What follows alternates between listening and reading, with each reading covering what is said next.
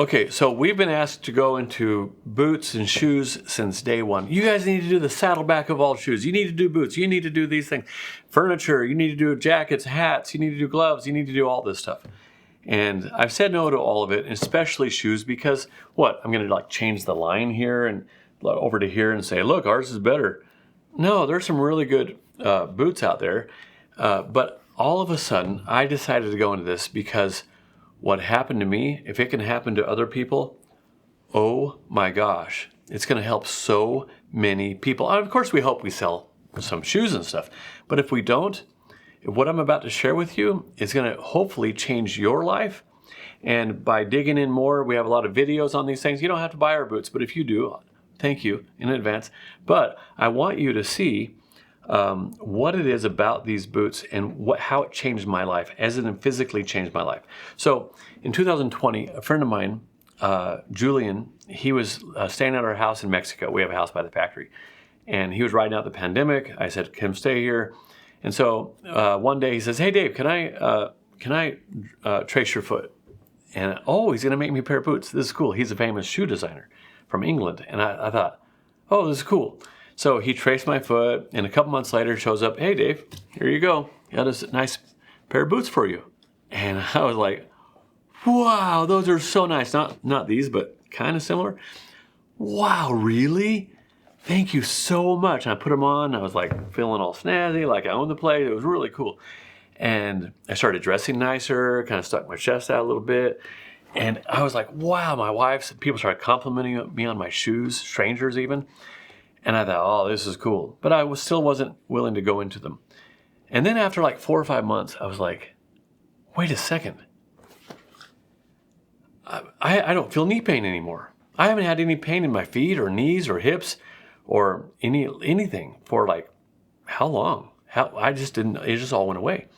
And Julian had explained to me the orthopedic shape and the biomechanics that this foot allows and the anatomical, considerations in the form of it. And it was all over my head. I didn't understand any of it because it didn't matter to me. He didn't know I had this. So I said, Julian, all my pain's gone. I've had pain for 15, 20 years in my knees, and then on and off, laying down, my hips would hurt, stuff like that. And then my shin splints, and then Achilles tendon was always hurting, a plantar fasciitis, big toe was hurting sometimes. And I was like, for 15, 20 years, all gone. And he said, well, it's funny you say that because a lot of my clients, they say their back pain goes away with the shape of this, with this orthopedic shape. I was like, really? So I was like, man, everyone's got to know about this. We got to tell people about this. But I didn't know why it happened, and he explained it to me again, but it didn't make sense. So I nerded out, and if you want to read my nerding out about why, about the step and what causes all this pain, really it's your arch. If your arch gets weak, and there are a whole lot of things that cause your arch to get weak in a junky pair of shoes that has a low quality shape, it just goes all the way up. So anyway, I nerded out, learned all about it, and I thought, you know what? We have this great looking boot. We can make it a little bit better looking, so it'll be the greatest, highest quality look in the world for people like me. And then we have the highest quality shape that almost mimics a barefoot step. And then I was like, well, why don't we just go all out? Let's just go the highest quality shoe in the whole world that's ever graced this earth.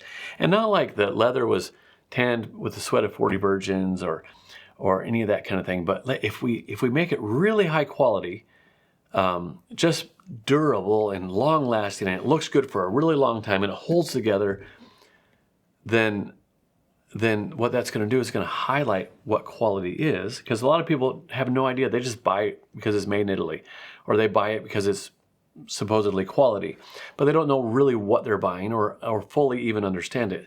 So I nerded out on that also. We went to Italy, and I said, why is your leather better? What are the characteristics about it? I interviewed a German leather scientist, and he explained it to me. I did all these things, and so our materials, I promise you, they're second to none. There are no synthetics in here, and I go into all the synthetics and why that's bad, and why it makes for low quality. I go into the insole and what's all about that, why you want to have a big slab of leather for the insole instead of what most places do. I go into all the tricks and tips of what low quality companies do to save a buck. And I go into what real quality looks like. So by doing that, I believe that you're going to start having more of a demand for quality, and it's going to raise the bar on quality in the world, in the shoe world.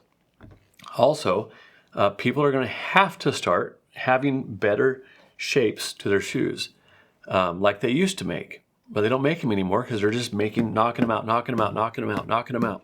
I'm going to teach them all about the shape. So we have the materials and then the construction.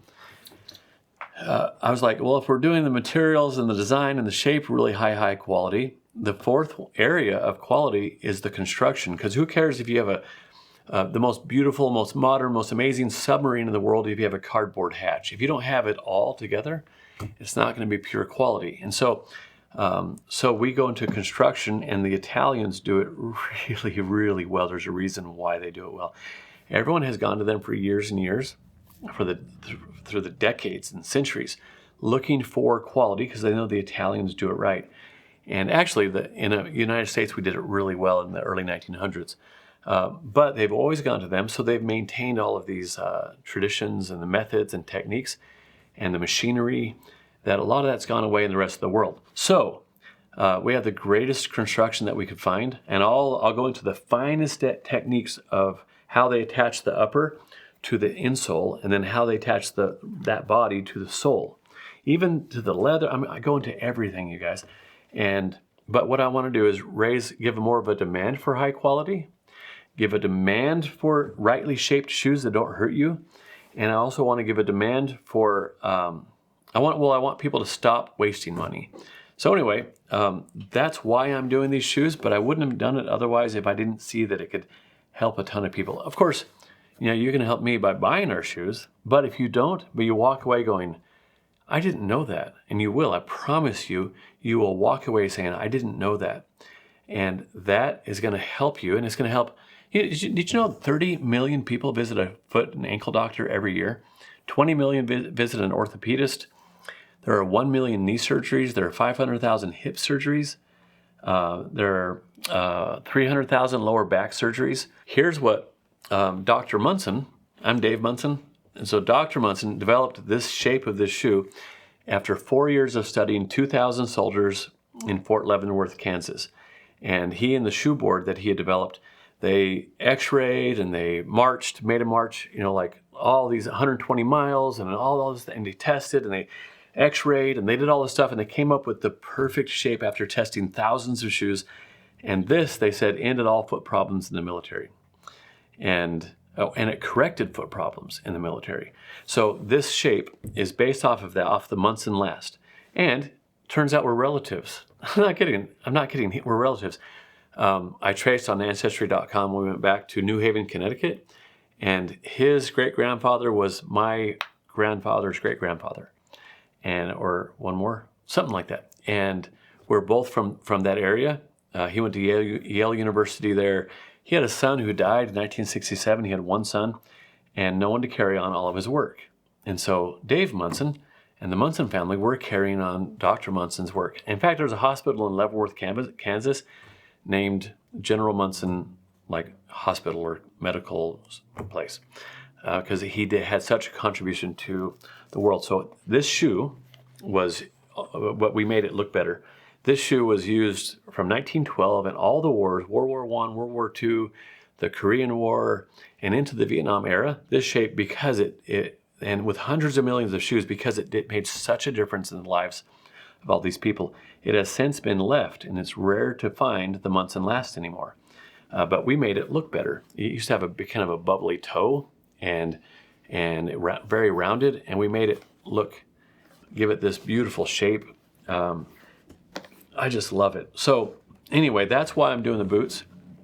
I hope people buy them, because that'd really stink. We sunk a lot of money into doing these, but I know people are going to appreciate it. In fact, and we're not wholesaling these boots. So normally, if something costs $100, they sell it for $200. The store sells it for $400. Well, these cost a lot more than that, and so we're selling it at a wholesale price to people. And we feel so comfortable we can put a 100-year warranty on it too, on everything up above whatever touches the ground. So we love these things. It's been a lot of fun because I know, and I know this sounds extreme, but it's going to change the world.